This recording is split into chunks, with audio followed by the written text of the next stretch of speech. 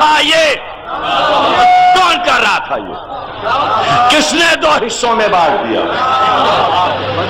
نبی نے خود بانٹ دیا کیا نبی چاہتے تھے کہ مسلمان 72 حصوں میں بٹ جائیں؟ تو وہ مسلمان بتائیں کہ 72 ٹکڑوں میں کیسے بٹ گئے؟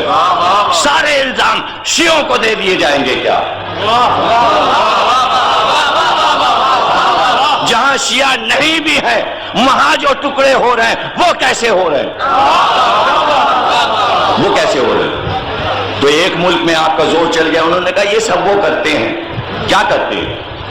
یہ تو نبی نے کہا تھا خطرہ بہت ہے جنگ احد میں، خطرہ میں دیکھ رہا ہوں یہ جو درہ ہے پہاڑی کے بیچ میں، اس طرف سے دشمن آ سکتا ہے، اس لیے ہم یہاں پہلے پہرا لگا رہے ہیں۔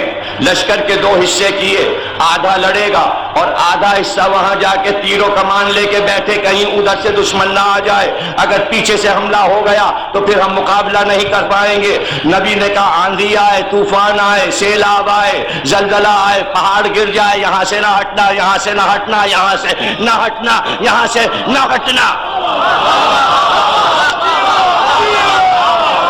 یہاں سے نہ ہٹنا۔ احد میں لشکر کے 2 حصے کیے یہ بتانے کے لیے کہ وہ کون سا حصہ ہے جو نبی کا کہا مانتا ہے اور وہ کون ہے جو کہا نہیں مانتے۔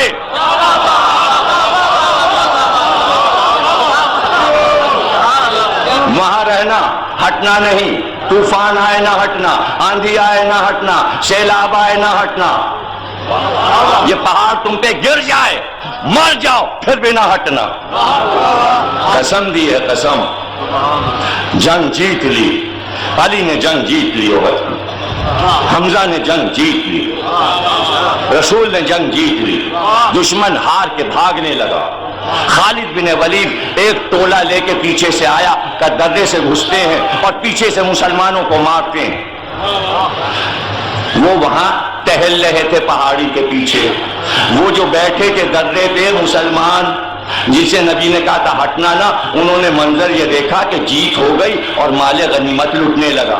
آپس میں کہنے لگے یہ تو وہ لوگ لوٹے لے رہے، ہم کو یہاں بٹھا گئے اور ہمارا ہو رہا ہے نقصان، اب کیا کریں؟ کہ جلدی چلو ہم بھی لوٹیں۔ وہاں سے ہٹ گئے، آئے مال لوٹنے لگے۔ خالد بن ولید آئے، پیچھے سے کیا حملہ، حمزہ مارے گئے، رسول زخمی ہوئے۔ رسول نے کہا تھا ہٹنا نہیں، کہا نہیں مانا رسول کا، اس لیے شہادت حمزہ کی ہوئی۔ حمزہ کو مروانے والا مسلمانوں کا یہ گروپ تھا۔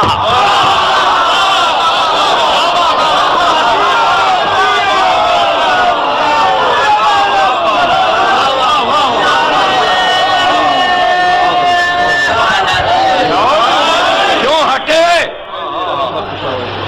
اس کے معنی آپ مسلمان بھی رہنا چاہتے ہیں اور یہ بھی چاہتے ہیں ہمیں رسول کا کہا نہ ماننا پڑے۔ آج تک تاریخ میں کیوں نہیں لکھتے کہ ان لوگوں نے رسول کا کہا نہیں مانا؟ تو کیا یہ بھی سب جنت میں جائیں گے؟ رسول کو زخمی کروا دیں، رسول کے چچا کو قتل کروا دیں اور پھر بھی لا الہ الا اللہ، لا الہ الا اللہ۔ کاہے کا لا الہ الا اللہ؟ تمہارا لا الہ یہ اور ایک لا الہ پہ اٹکے ہوئے۔ ابو طالب نے نہیں پڑھا تو کیا ہوا نہیں پڑھا؟ ارے محمد کو چھوڑ کے بھاگے تو نہیں ابو طالب؟ لا الہ کہنے والے خندق میں بھی بھاگے، خیبر میں بھی بھاگے، حنین میں بھی بھاگے، اور پھر مسلمان لا الہ الا اللہ، لا الہ الا اللہ، سب کے جنازوں میں بھی لا الہ الا اللہ۔ بدتمیزی نہیں کریں آپ میرے ساتھ، دیکھیں 4-5 بابا کر رہے ہیں، آپ مزے لے کے ان کے سہارے سنیے مت، سب کو بولنا ہے۔ میں قسم دے دوں گا، پھر اتنی سخت قسم دوں گا کہ آپ کے اوپر بھاری پڑ جائے گی۔ تماشا مت کریں میرے ساتھ، جتنی محنت میں کر رہا ہوں آپ بھی محنت کیجئے، پھر کہیے، سب لوگ مل کے کہیے، سب لوگ کہیں، سب کہیں۔ پھر بھولے اگر تو میں ممبر سے اترا اور گیا، پھر کرا لینا تقریر اور سمجھ لینا اسلام اور سمجھ لینا صلح حسن۔ آج کے بعد اگر کوئی سمجھا دے، علی کی بیعت ہوئی، سب سے پہلے جس نے ہاتھ رکھا 6 انگلیاں تھیں، 2 آئے، بیعت کی، گئے، علی نے کہا سب سے پہلے بیعت یہ توڑیں گے۔ پہلا گروپ بنا، بیعت ہوئی اجماع سے، سب نے کیا ایک کا، کوئی مخالف نہیں تھا مدینے میں علی کا. علی نے یہ دیکھنے کے لیے واپس کیا تھا جاؤ کسی اور کو بنا لو. کیوں کہا یہ نہیں سمجھے آپ؟ آئے سب علی کو کھیل لیا. کہاں؟ باغ میں. کمان علی کے ہاتھ میں، ایک کمان علی کے ہاتھ میں، ہر وقت کمان رکھتے تھے ہاتھ میں. جب سے رسول کی وفات ہوئی کبھی ذوالفقار نہیں اٹھائی، ہاتھ میں ذوالفقار نہیں رکھی، ہمیشہ کمان لیے رہتے تھے. جب خطبہ دیتے تھے منبر پہ تو کمان پہ ٹکتے تھے، کمان ہاتھ میں رہتی. کھڑے تھے باغ میں، کمان ہاتھ میں تھی. سارے لوگ آئے. کہ کیا، کیوں آئے ہو؟ ہزاروں کا مجمع. کب بیعت کرنے آئے. کیسی بیعت؟ آپ کو خلیفہ بنانا ہے. کہ کیوں، ہمیں کیوں بنانا چاہتے ہو؟ کہ کوئی نہیں ہے اس وقت اسلام کی باغ ڈور سنبھالنے والا کوئی نہیں. کہ جیسے پہلے 3 بنا لیے تھے ایک اور جا کے بنا لو.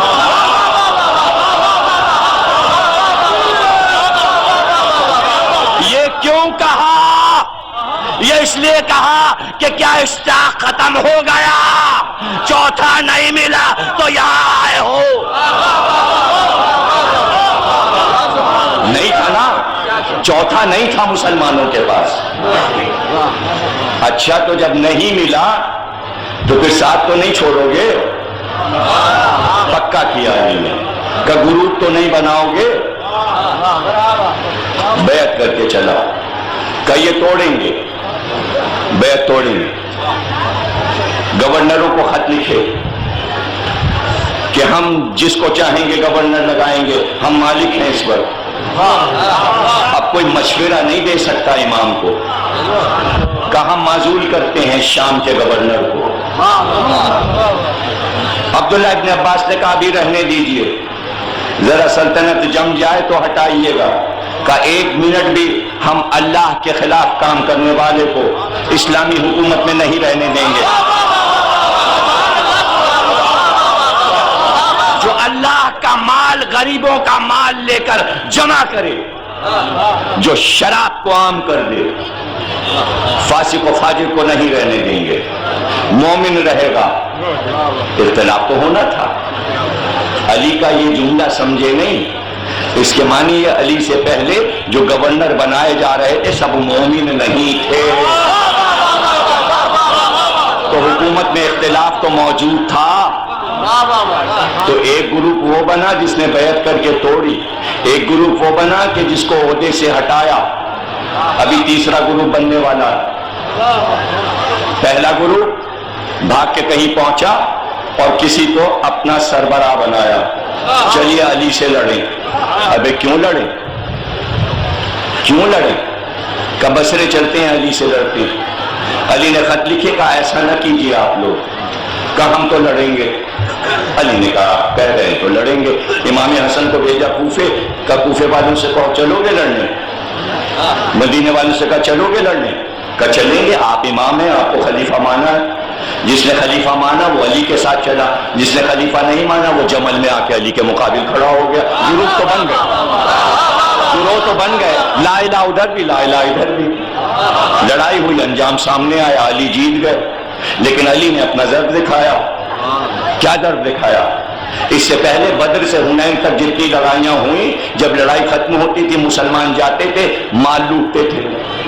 دشمن کا مال لوٹا، خیمہ لوٹا، سامان لوٹا، مال غنیمت لوٹا. اور جو عورتیں آئیں انہیں کنیز بنایا، سب کو حرم میں ڈال لیا، نکاح کر لیا.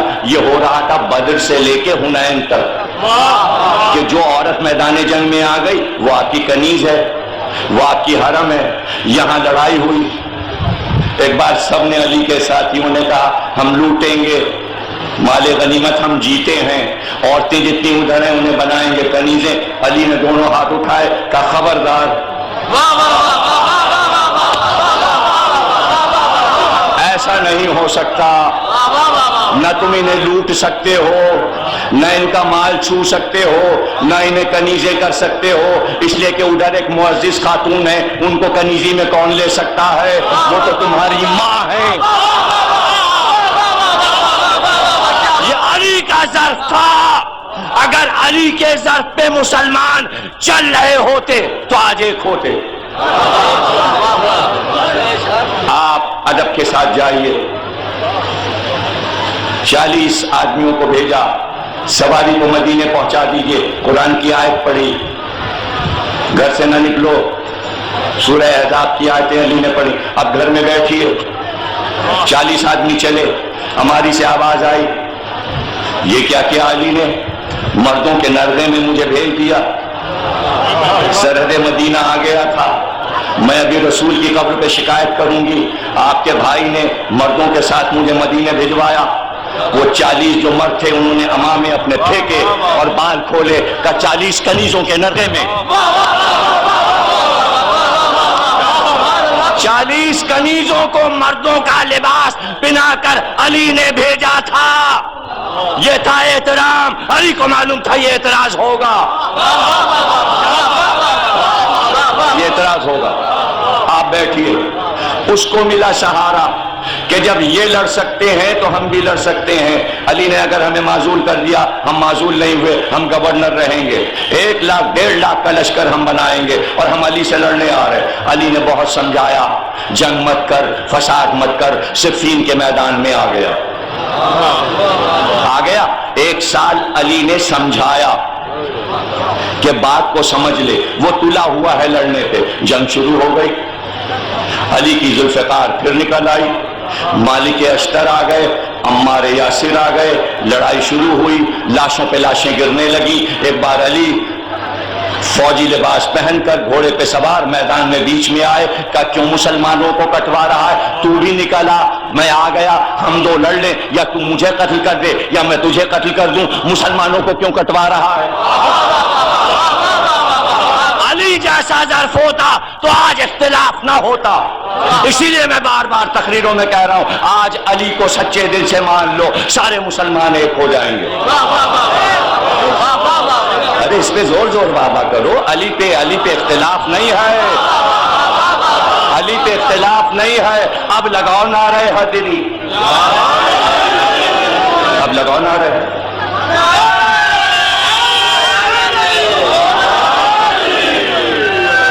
لڑ لے۔ مشیر مصر کا گورنر پاس تھا، اس نے کہا چلا جانا بھائی، علی بلا رہے ہیں لڑنے۔ تو اس نے کہا کہ ہاں، ہمیں بھیج کے قتل کروانا چاہ رہے ہو علی کے آسے، تاکہ حکومت تم کرو، تم چلے جاؤ۔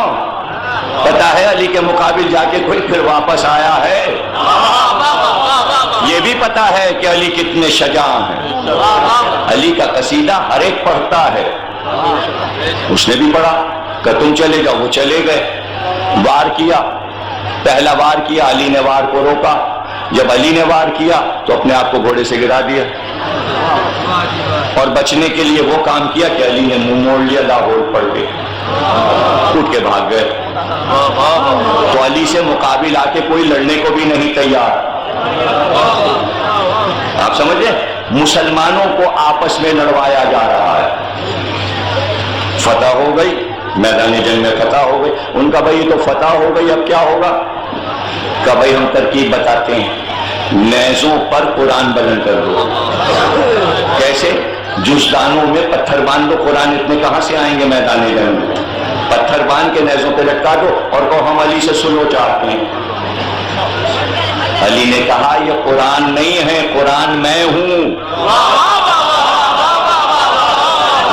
میں ہوں قرآن، جو میں کہہ رہا ہوں وہ بات مانو۔ اس کے معنی سارے مسلمان علی کو قرآن ناطق نہیں سمجھ رہے تھے، نہیں سمجھ رہے تھے، اور علی کی بات علی کی لشکر میں نہیں مان رہے تھے۔ کیا ہوا آپ کو پتا ہے؟ علی کے لشکر والوں نے تلواریں کھینچی اور علی کے سر پہ کھڑے ہو گئے کہ مالک اشتر کو واپس بلائیے اور سلو کیجیے۔ اب سمجھے؟ کچھ سمجھ میں آیا؟ ہم آپ کو مار ڈالیں گے۔ ایسے لوگ علی کے ساتھ تھے جو علی کو قتل کر دینا چاہتے تھے، اور اس کے بعد کیا ہوا؟ ان کا بھائی فیصلہ کیجئے، اور وہ کچھ ادھر سے بلائیے، کچھ ادھر سے بلائیے۔ خیر وہ ہو گیا۔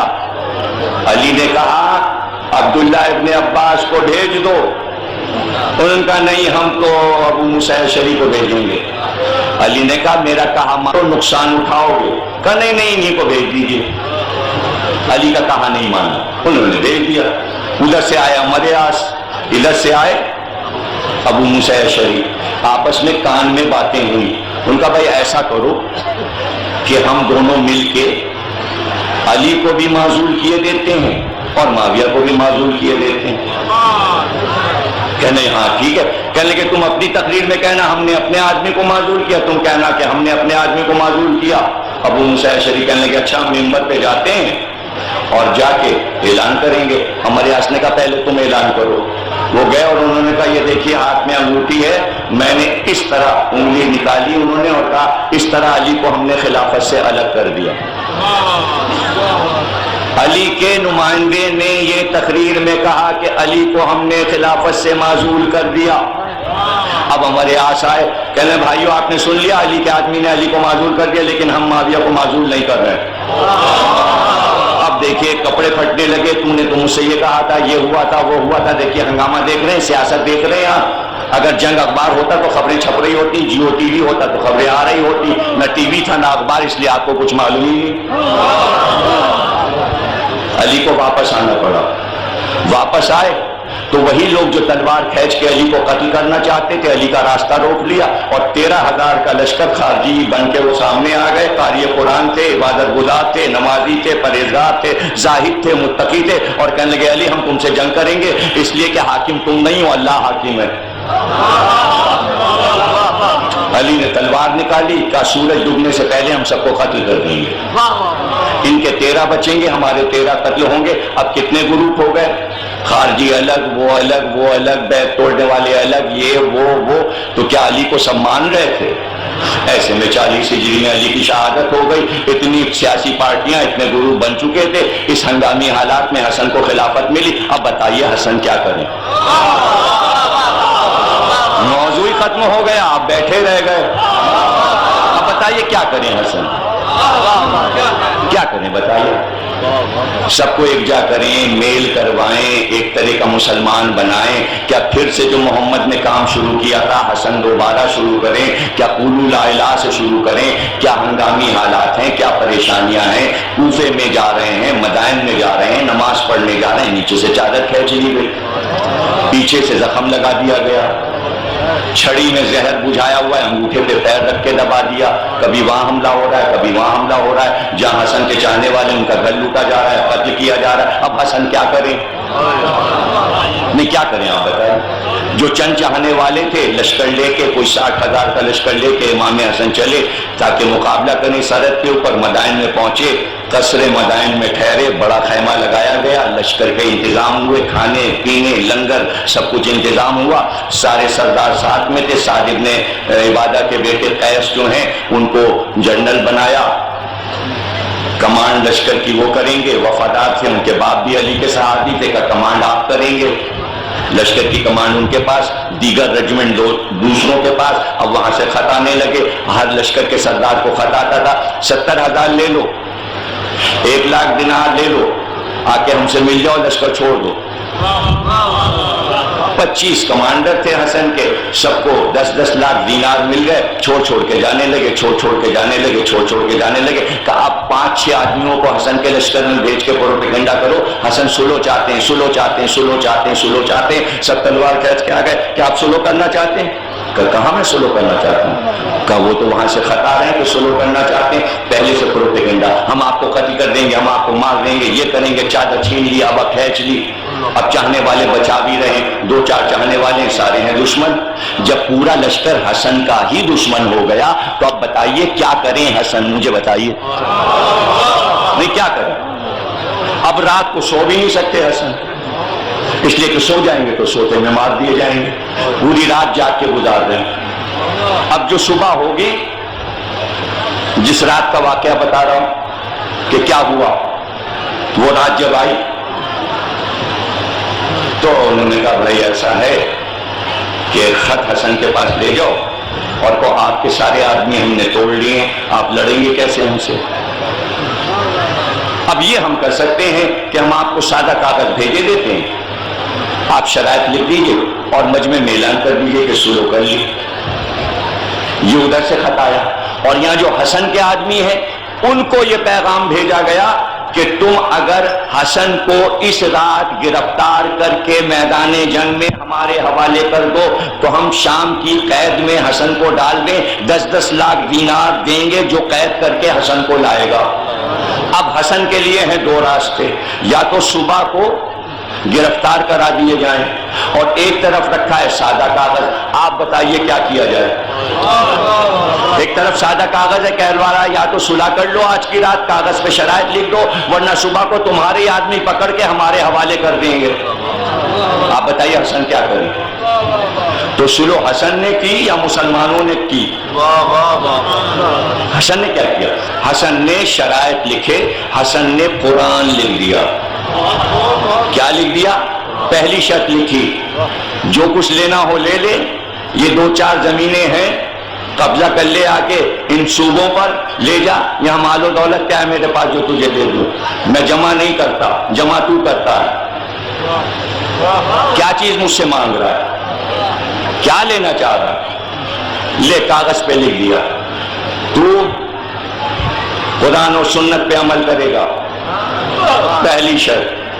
دوسری شرط یہ ہے، علی پر جو تبرہ کرتا ہے تو ہر مسجد سے کرواتا ہے پیسے دے کے، علی پہ تبرہ بن کر، دوسری شرط۔ تیسری شرط، جب تو مرنے لگے گا اپنے بعد کسی کو خلیفہ مقرر کرنے کا حقدار نہیں ہوگا، اگر میں زندہ رہا تو میں ہی حاکم ہوں گا، یا پھر میں وصیت کروں گا حسین کے لیے، تجھ کو حق نہیں ہوگا کہ تو اپنی اولاد کو خلیفہ میرے بعد بنا سکے۔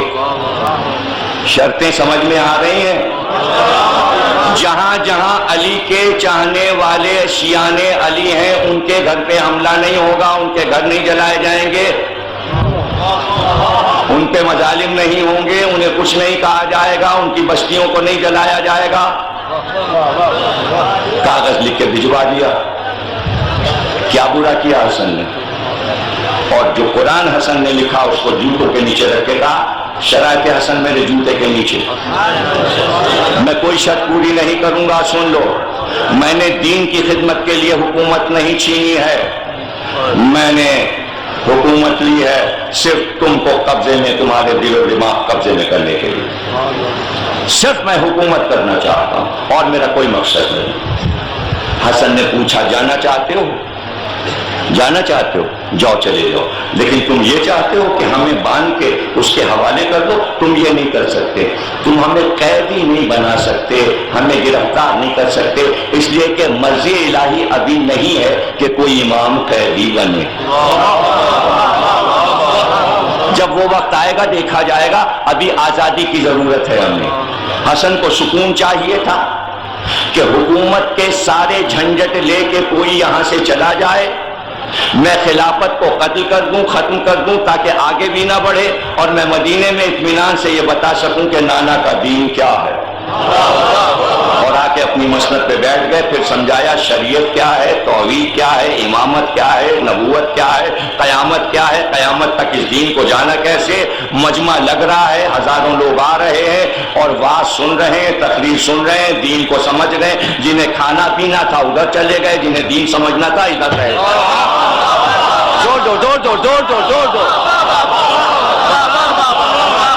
دو یہی فیصلہ حسن کا کیا آج تک ہے، جس کو دین سمجھنا ہے یہاں بیٹھے، جسے کھانا پینا ہے جائے۔ یہ ہے حسن کا فیصلہ۔ اب اس کا نام آپ سلو رکھ لیجئے، سلو نامہ رکھ لیجئے، کچھ بھی رکھ لیجئے۔ اور کیا ہوا؟ تجھے حق نہیں ہوگا میرے بعد کسی کو مقرر کرنے کا، لیکن اس نے یزید کی ولی عہدی کا اعلان کیا، اس پر بھی حسین خاموش رہے، اور سلو نامے دکھا کر یہ نہیں کہا کہ دیکھو کیا لکھا ہے، یہ ائمہ کا ظرف تھا۔ امام حسین نے نہیں کہا کہ بھائی سلو نامے میں یہ لکھا تھا، تم نے ایسا کیوں کیا۔ یہ ہے کل ہسٹری جو میں نے آپ کو سمجھا دی۔ 10 سال حسن خاموش بیٹھے رہے، کوئی اقدام نہیں کیا، جو سلو نامے میں لکھا تھا اس کی پابندی ہوئی، لیکن حسن کے چاہنے والوں کو قتل کیا گیا، گاؤں کے گاؤں جلا دیے گئے، اور علی پر تبرہ نہیں رکا مسجدوں میں، تو حسن نے کہلوایا کم از کم یہ تو کر جہاں ہم لوگ دونوں بیٹے علی کے موجود ہوں وہاں نماز پڑھانے والا اور مؤذن علی پہ تبرہ نہ کرے.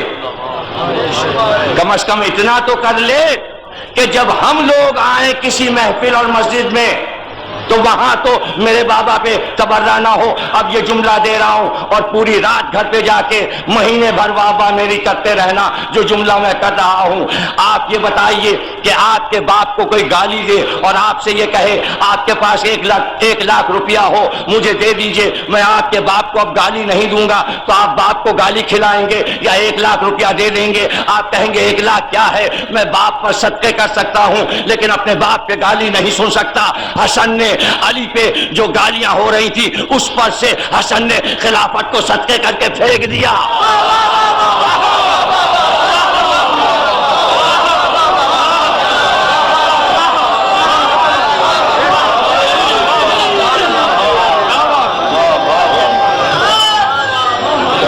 یہی اگر ایسا نہ کرتے تو یہی ہسٹری لکھتی کہ باپ کو گالیاں پڑ رہی تھی اور حسن اور حسین بیٹھے سن رہے تھے, اقدام نہیں کر سکتے تھے تلوار نکال کے, لیکن یہ تو کر سکتے تھے کہ علی کا صدقہ نکال دیں.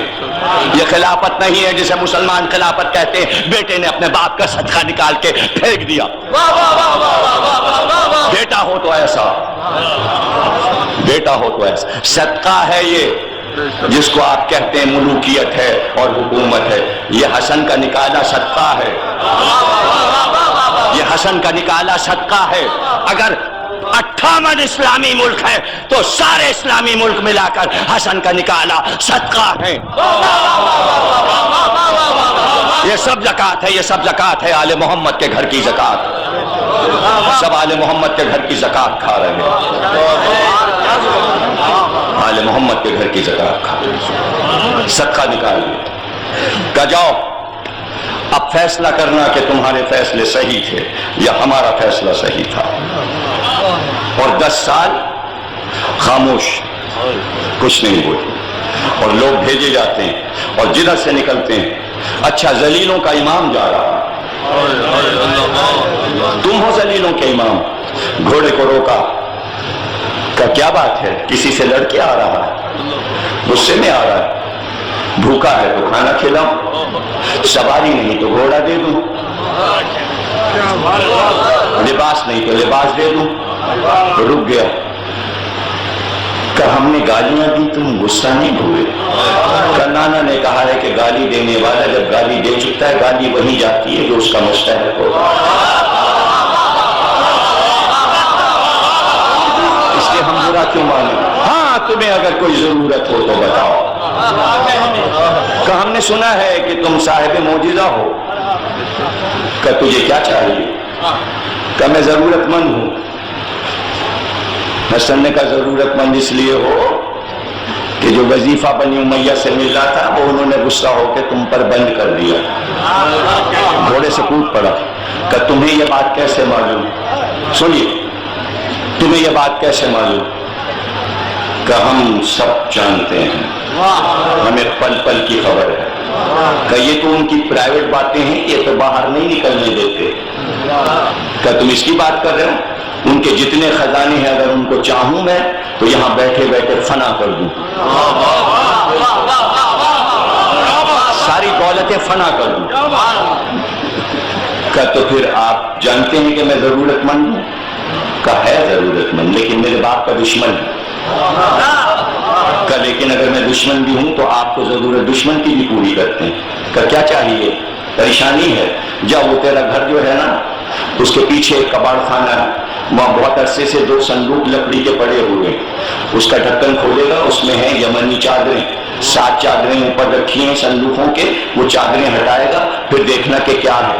بھاگا گیا کباڑ خانے میں گیا, جا کے دیکھا ہاں یہ صندوق تو بہت دن سے پڑے, کھولا, چادریں گنی 7, دونوں صندوقوں میں 7 چادریں. اب جو چادریں ہٹائیں اشرفیوں سے صندوق بھرا ہوا تھا سونے کے سکوں سے, بھاگ کے آیا, کہنے لگا مجھے معاف کر دیجئے, میں ایمان لایا علی پر.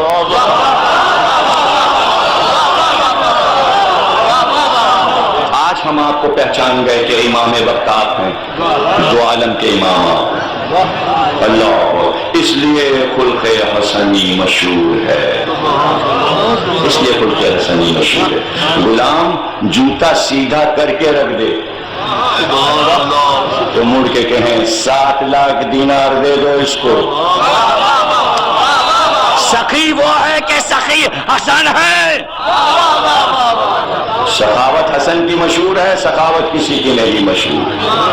حکومت گئی دے دی، صدقہ نکال دیا، زکات نکال دیا، لیکن ضرورت مند اگر آ جائے، 2 بھائی ہیں اور پورے عرب میں مشہور ہے، حسن حسین سے بڑا سخی کوئی نہیں۔ دونوں بھائی گھوڑے پہ بیٹھ کے مدینے سے نکل رہے ہیں، سامنے سے ایک آدمی آ رہا ہے، آتے ہی اس نے کہا تم لوگ مدینے کے ہو؟ کہاں؟ کہ یہ سامنے جو عمارتیں نظر آ رہی ہیں مدینہ ہے۔ کہاں؟ کیا بات ہے؟ کہ ہم آئے ہیں، یہاں ایک آدمی رہتا علی، کہ اسے قتل کرنے آئے۔ کہ کیوں؟ کہ اس نے ہمارے باپ دادا کو بدر و خندق و خیبر میں مارا تھا، ہم اس کا پتہ لگا کہ آئے مارنے آئے۔ کہ جاؤ سامنے مدینہ ہے، جا کے حضرت نکال لو۔ کہ آپ لوگ کون ہیں؟ کہ ہم اسی علی کے دونوں بیٹے ہیں، حسن اور حسین۔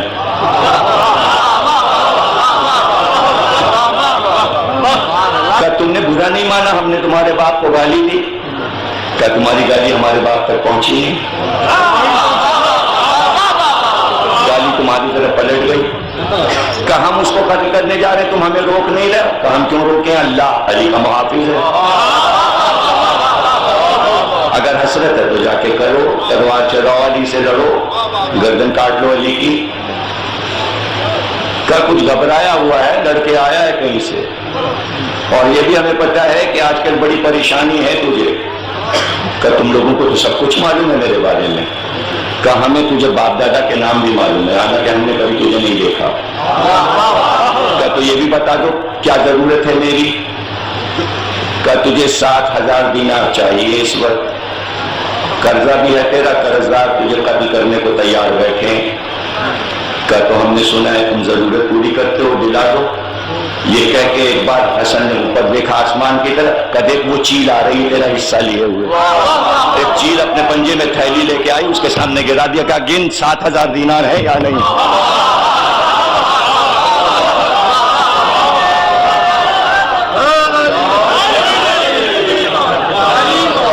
آتا ہے کوئی کہتا ہے آپ نے یہ حکومت بیچ دی، دے دیا بنی امیہ کو، اب آپ کے پاس کیا بچا؟ کہ جاؤ ان سے پوچھو ان کے پاس کیا ہے، مجھے تو کہہ رہے ہو میرے پاس کچھ نہیں، ذرا ان سے پوچھو ان کے پاس کیا ہے۔ کہ تو آپ کے پاس کیا ہے؟ کہ ان سے جا کے پوچھو کہ ان کے پاس شب قدر ہے۔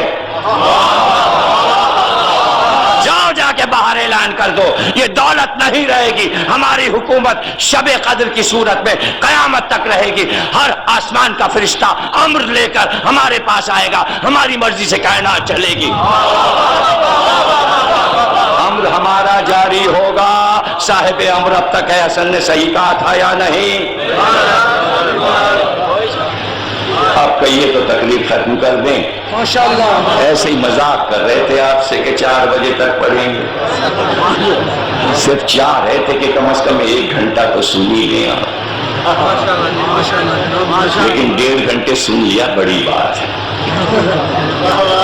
ورنہ ایسی تقریر سننا آسان کا ہے جس کے آپ عادی ہیں، اگر مزاج کا رخ موڑ دیا جائے تو آسان ہے۔